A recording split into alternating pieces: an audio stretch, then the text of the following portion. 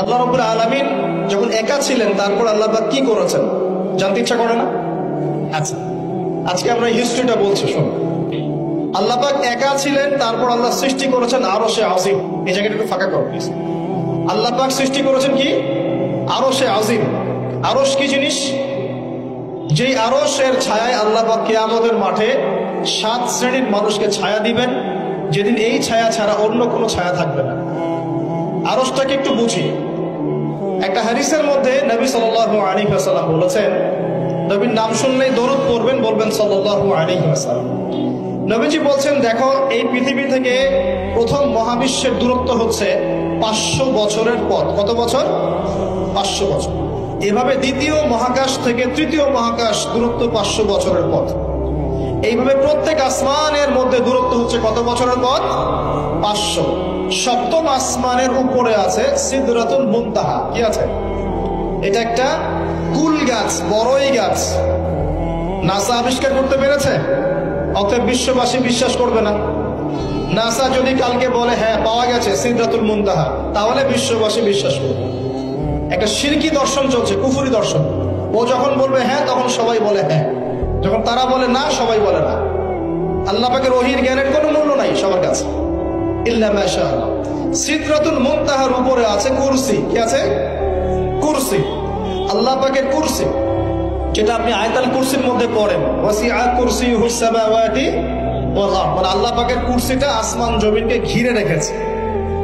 আর বলে রাখি যে প্রত্যেক ফরজ নামাজের পর যে আয়াতুল কুরসি পড়ে, জান্নাতে যাওয়ার জন্য তার একটাই বাধা, মৃত্যু। মওত হয়ে গেলে জান্নাতে চলে যাবে। একটা হাদিস আসছে, রাত্রেবেলা ঘুমানোর সময় কেউ যদি আয়াতুল কুরসি পড়ে, সারা রাত আল্লাহর পক্ষ থেকে একজন ফেরেশতা তাকে পাহারা দিবে। এই ফেরেশতা তো দেখা যায় না, দেখা যায়? তো কয়দিন পর যদি বলে যে যা দেখা যায় না তা বিশ্বাস করা যাবে না, আসলে কিন্তু এপিস্টেমোলজি তাদের এটাই, যা দেখে না তা বিশ্বাস করে না। পশ্চিমারা কি ফেরেশতায় বিশ্বাস করে? কেন করে না? এটা তো একটা প্রশ্ন, উত্তরটা আমি বলছি আপনাদের।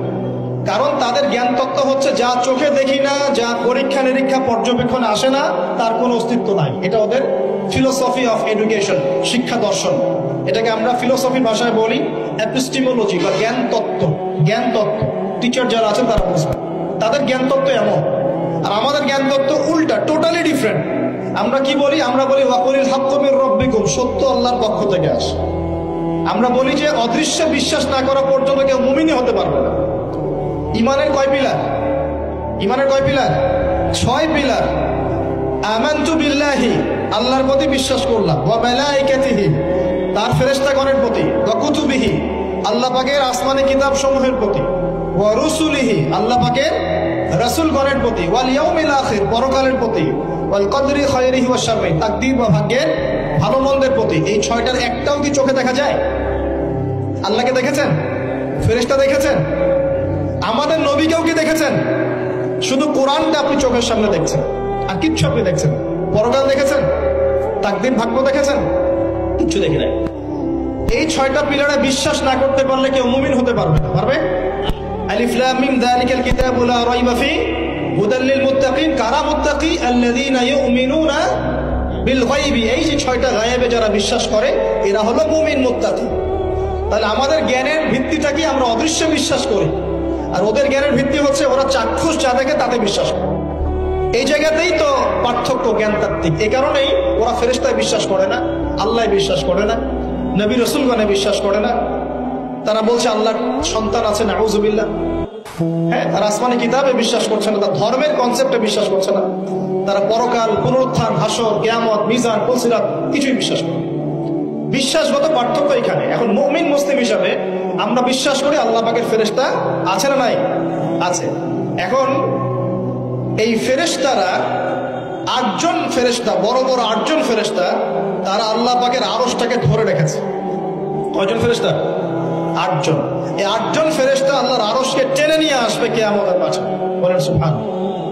আল্লাহ পাকের এমনও ফেরেশতা আছেন যারা একটা ফুৎকার দিবে, জাস্ট একটা ফু, এক ফুৎকারে পুরো মহাবিশ্ব ধ্বংস হয়ে যাবে।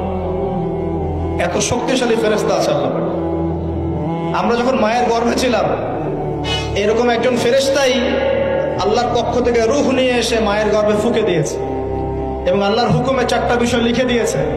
আমরা প্রত্যেকে যখন মায়ের গর্ভে ছিলাম, বয়স ছিল 4 মাস 10 দিন।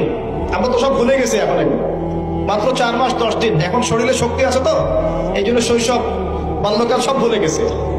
আবার একদিন শরীরে শক্তি থাকবে না, তখন আবার আল্লাহ আল্লাহ করা শুরু করবে। 2 দিন ডায়রিয়া হলেই আল্লাহ আল্লাহ শুরু হবে।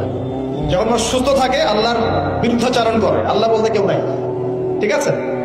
তো ওই ফেরেশতা লিখে দিয়েছেন 4টা জিনিস আল্লাহর পক্ষ থেকে। 1, সেই ব্যক্তির হায়াত কতটুকু হবে। 2, দুনিয়াতে রিজিক পাবে, কি কি রিজিক পাবে। 3 নাম্বার, তার কাজগুলো কি কি হবে, দুনিয়ায় কি কি কাজ করবে সে।